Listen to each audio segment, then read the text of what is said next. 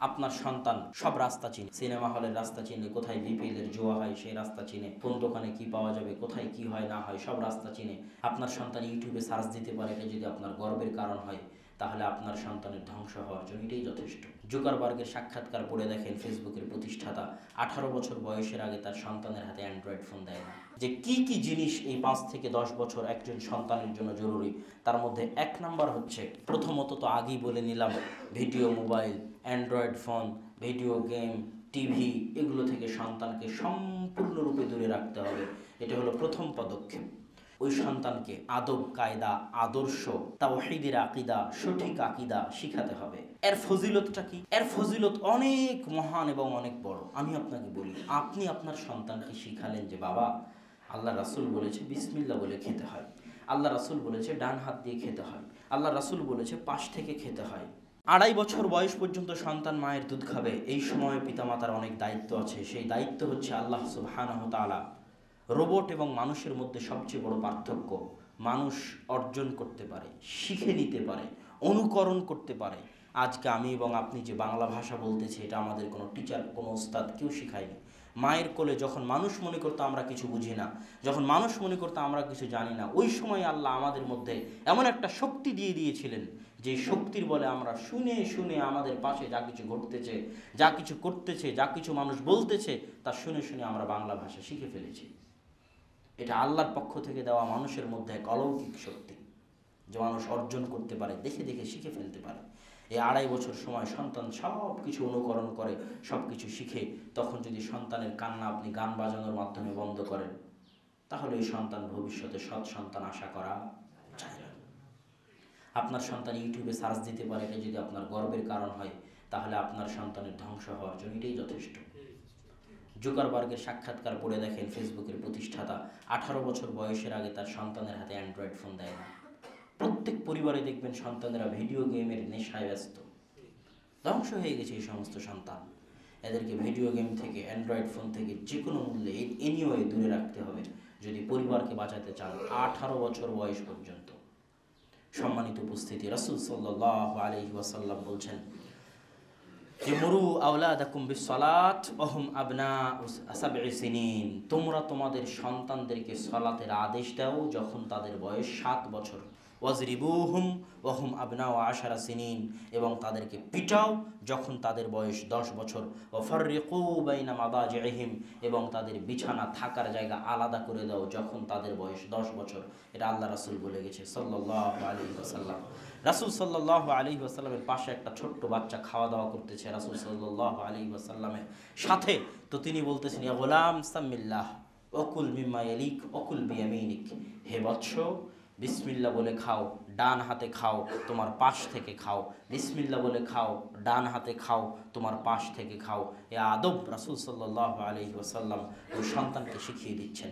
তথা এই 7 থেকে 10, 5 থেকে 10, এই সময়টা সন্তানের আদব কায়দা শিখার সময়, যেটা আল্লাহ রাসূলের হাদিস থেকে, রাসূল সাল্লাল্লাহু আলাইহি ওয়াসাল্লামের জীবনযাপন থেকে স্পষ্টভাবে বোঝা যায় যে 5 থেকে 10 বছর সময় আদব কায়দা শিখার সময়।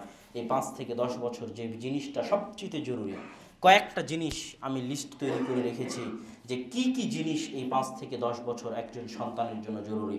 তার মধ্যে 1 নাম্বার হচ্ছে, প্রথমত তো আগেই বলে নিলাম, video mobile, Android phone, video game, TV, এগুলো থেকে সন্তানকে সম্পূর্ণরূপে দূরে রাখতে হবে। এটা হলো প্রথম পদক্ষেপ। দ্বিতীয় পদক্ষেপ, এই সন্তানকে নবী রাসূলদের কাহিনী শোনাতে হবে। সালাফে সালেহিন, সাহাবায়ে কেরাম, আইম্মায়ে ইজামের কাহিনী শোনাতে হবে। কেন? অল্প কিছুদিন পরেই যখন আপনার এই সন্তান বাড়ির দরজা পেরিয়ে সামনে যাবে, তখন এই যে বাহিরে পোস্টার, ব্যানার, সমাজ, মানুষজন সব কিছুর সাথে মিশবে, তখন সে দেখতে পাবে নতুন নতুন মডেল, যাদেরকে যুব সমাজ অনুকরণ করে। দেখতে পাবে বিভিন্ন ক্রিকেটের খেলোয়াড়, বিভিন্ন ফুটবলের খেলোয়াড়, বিভিন্ন সিনেমার নায়ক, বিভিন্ন সিনেমার নায়িকা, যাদের পেছনে সমাজ ছুটতেছে, এটা সে দেখতে পাবে। তখন যেন ওই সমস্ত নায়ক নায়িকা, ওই সমস্ত ক্রিকেটার, ওই সমস্ত খেলোয়াড়কে সে মডেল হিসেবে গ্রহণ না করে। তাই এই সময় আসার আগেই তার ব্রেনে, তার মস্তিষ্কে এমন কিছু ব্যক্তিকে এমন মহান জায়গায় প্রতিষ্ঠিত করতে হবে যেই ব্যক্তিদেরকে সে মরা পর্যন্ত সম্মান করবে, মরা পর্যন্ত মানবে, মরা পর্যন্ত তার সম্মানের সর্বোচ্চ জায়গা তাদেরকে দিয়ে রাখবে। এই জন্য ওই সন্তানের ওই 4 থেকে 10 বছর বয়সে সন্তান মায়ের কাছে শুনতে চায় একটা কিচ্ছা শোনান, একটা গল্প শোনান, তখন আগডুম বাগডুম গল্পের বই না দিয়ে, আগডুম বাগডুম কিচ্ছা কাহিনী না শুনিয়ে সন্তানকে ইব্রাহিম আলাইহিস সালাতু ওয়াস সালামের কাহিনী শোনান। কিভাবে আগুনে নিক্ষেপ করা হলো, কিভাবে আগুন থেকে মুক্তি পেলেন। মুসা আলাইহিস সালাতু ওয়াস সালামের মা কিভাবে মুসাকে কাষ্ঠফলকে নিক্ষেপ করে দিলেন সমুদ্রে, আর কাষ্ঠফলক স্রোতের উল্টা দিকে চলতে থাকলো।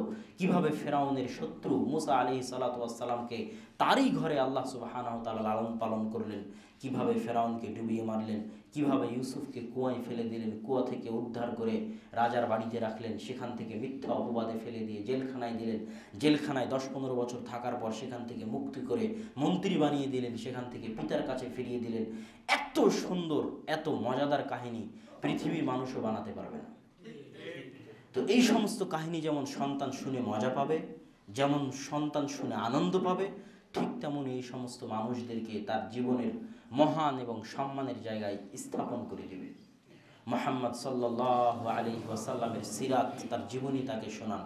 সাহাবায়ে কেরাম, আবু বকর রাদিয়াল্লাহু তাআলা, কত বক্তব্য হয় আমাদের দেশে, কিন্তু কোনো বক্তা একদিন আবু বকর রাদিয়াল্লাহু তাআলার জীবনের উপর আলোচনা করে না। খুব কষ্ট হয়।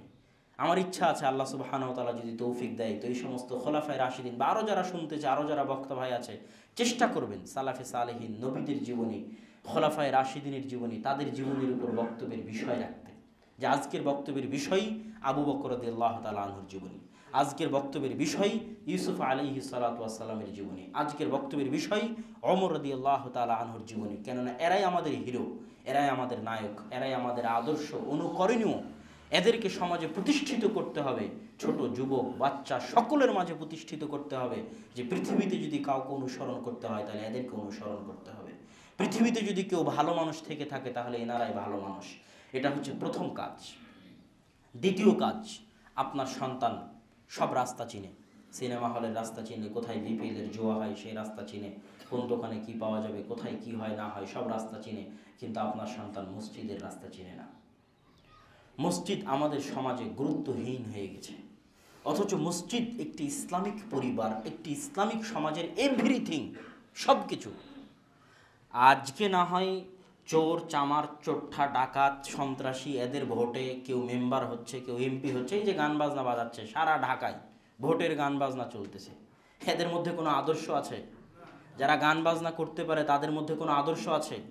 ইসলাম এদেরকে বলতেছে যে এরা জাহেল, এরা মূর্খ, এরা অজ্ঞ, এদের মধ্যে শিক্ষার লেশমাত্র নাই। তো এই সমস্ত অজ্ঞ মূর্খ এরা এখন হবে মন্ত্রী, এরা হবে মেয়র, এরা হবে এমপি, এরা হবে চেয়ারম্যান, এরা হবে মেম্বার। এই জঘন্য নিকৃষ্ট গণতান্ত্রিক বিধানের কারণে আজকে যদি ইসলামী খেলাফা চলে আসে তাহলে এই সমস্ত অজ্ঞ মূর্খ চেয়ারম্যান, মেম্বার, এমপি, মন্ত্রী, মেয়রের সরিষার দানা পরিমাণ ভ্যালু ইসলামী সমাজে নাই। ইসলামী সমাজ নিয়ন্ত্রিত হবে এই মেম্বার থেকে, এই মসজিদ থেকে। এখানে ইমাম হবে সমাজের সর্বোচ্চ শিক্ষিত, ব্যক্তিত্ববান, ভারাত্মওয়ালা, সম্মানিত, বংশমর্যাদা সম্পন্ন ব্যক্তি। তার অধীনে সমাজ চলবে। বিচার, আচার, সালিশ, ফায়সালা, বিবাহ, শাদী, একটা সমাজের এভরিথিং হচ্ছে মসজিদ।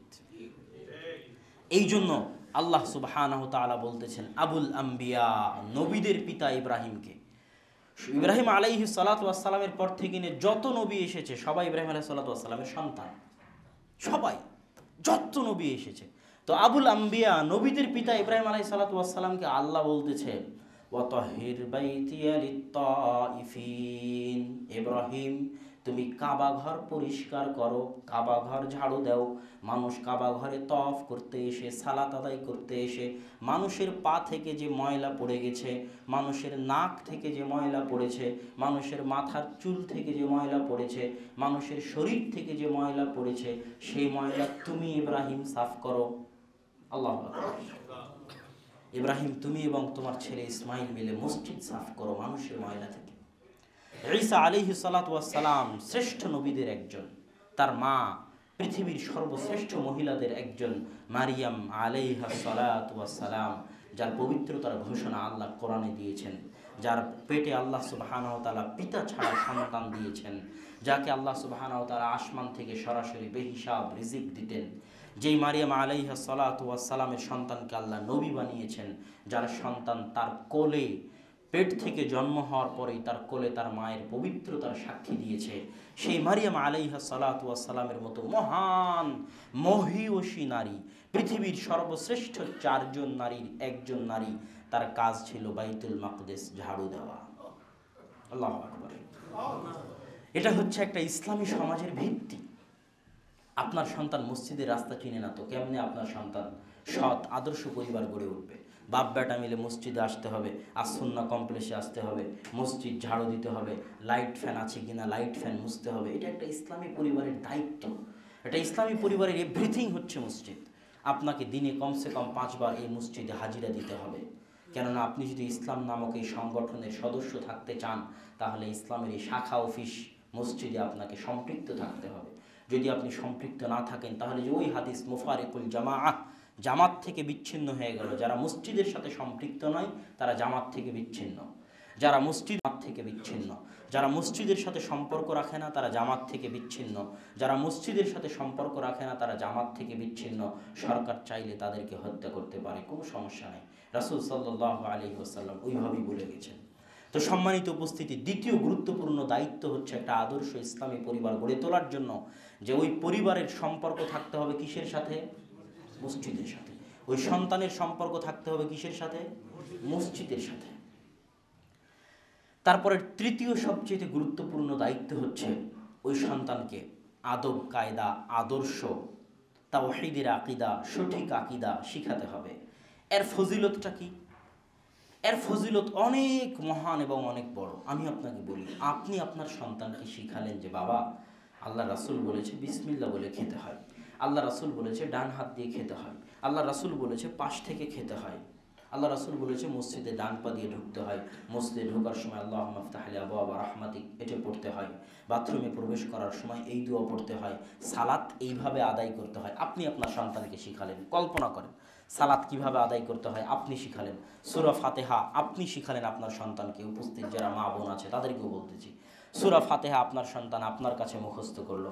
বাড়িতে ঢুকলে সালাম দিতে হয়, এটা আপনার সন্তান আপনার কাছে শিখলো। বাড়ি থেকে বের হয়ে গেলে বিসমিল্লাহি তাওয়াক্কালতু আলাল্লাহ লা হাওলা ওয়ালা কুওয়াতা ইল্লা বিল্লাহ এই দোয়া পড়তে হয়, এটা আপনার সন্তান আপনার কাছে শিখলো। গাড়িতে উঠলে সুবহানাল্লাযী সাখখারা লানা হাযা ওয়া মা কুন্না লাহু মুকরিনিন ওয়া ইন্না ইলা রাব্বিনা লামুনকালিবুন এই দোয়া পড়তে হয়, এটা সন্তান আপনার কাছে শিখলো। তাহলে এই সন্তান পৃথিবীতে যতদিন বিচরণ করবে, এই সন্তান পৃথিবীতে যতদিন বিচরণ করবে ততদিন সে যতবার সালাত আদায় করবে, যতবার সূরা ফাতিহা পড়বে, যতবার সালাম দিবে, যতবার বিসমিল্লাহ বলে খাবে, যতবার ডান হাত দিয়ে খাবে আল্লাহ রাসূলের সুন্নাতের অনুসরণ করার জন্য, তার প্রত্যেকবারের এই সৎ আমলের নেকি আপনি পেতে থাকবেন। তাহলে এত মহান নেকি আপনি মসজিদের ইমামকে কেন দিবেন? মক্তবের শিক্ষক হুজুরকে কেন দিবেন? মাদ্রাসার হুজুরকে কেন দিবেন? মাদ্রাসার হুজুর একটু বড় কিছু শিখাক, কোরআন হাদিস যেই পর্যায়ে আপনি পারেন না সেই পর্যায়েটুকু মাদ্রাসার ইমাম শিখাবে, কিন্তু এই ছোট্ট আদব কায়দাটুকু কি আপনি শিখাতে পারবেন না? যে বাবা বাড়িতে ঢুকতে হলে সালাম দিয়ে ঢুকতে হয়, তাহলে সন্তান মরা পর্যন্ত যতদিন সালাম দিয়ে ঢুকবে আপনি কবরে থাকলেও তার নেকি পাবেন। তো অতএব আপনার সন্তানকে ইসলামের যে মৌলিক আদর্শ আদব কায়দা আছে এটা আপনাকে শিখাতে হবে। চতুর্থ কাজ হচ্ছে আউয়ালু তা'লিমিন আলা ওয়াজহিল আরজ তুআল্লিমু ওয়ালাদাক হুয়াল কোরআন। আসমানের নিচে জমিনের উপরে আপনার সন্তানকে আপনি প্রথম যে শিক্ষা দিবেন, প্রথম যে তালিম দিবেন, সেটা আপনার উপর ফরজে আইন, আপনার উপর ফরজে আইন, আপনার উপর ফরজে আইন, সেটা হবে কোরআনের শিক্ষা। কোরআনের শিক্ষা ছাড়া অন্য যে কোনো কিছুর শিক্ষা শুরু করা হারাম। এই ফতোয়া আমি দিয়ে গেলাম। আপনার সন্তানকে এখনো কোরআন শিখাননি, আপনার সন্তানকে এখনো কোরআন শিখানো শুরু করেননি, সেটা বাদ দিয়ে যদি অন্য কিছু শিখান তাহলে এটা হারাম। আপনার সন্তানকে সর্বপ্রথম অ্যাট ফার্স্ট যেটা শিখাতে হবে পৃথিবীর বুকে আসমানের নিচে জমিনের উপরে, সেটা হচ্ছে কোরআন। এটা আপনার উপর ফরজে আইন, প্রত্যেক পিতা প্রত্যেক মাতার উপর ফরজে আইন। কোরআন বাদে অন্য কিছুর শিক্ষা শুরু করা হারাম। কোরআন দিয়ে শুরু করেন, তারপর আস্তে আস্তে অন্য কিছু শিখতে থাকুক, তাতে কোনো আপত্তি নাই, কিন্তু শুরুটা হতে হবে কি দিয়ে? কোরআন দিয়ে। আল্লাহ সুবহানাহু ওয়া তাআলা আমাদের একটি আদর্শ ইসলামী পরিবার গড়ে তোলার তৌফিক দান করুক। আল্লাহুম্মা আমিন। পরিবারের আরও আলোচনা বাকি থেকে গেছে, অন্য কোনো দিন বা অন্য কোনো বক্তব্যে শেষ করার চেষ্টা করব ইনশা আল্লাহুল আজিজ। আল্লাহ সুবহানাহু ওয়া তাআলা আমাদেরকে একটি আদর্শ ইসলামী পরিবার গড়ে তোলার তৌফিক দান করুক। আল্লাহুম্মা আমিন।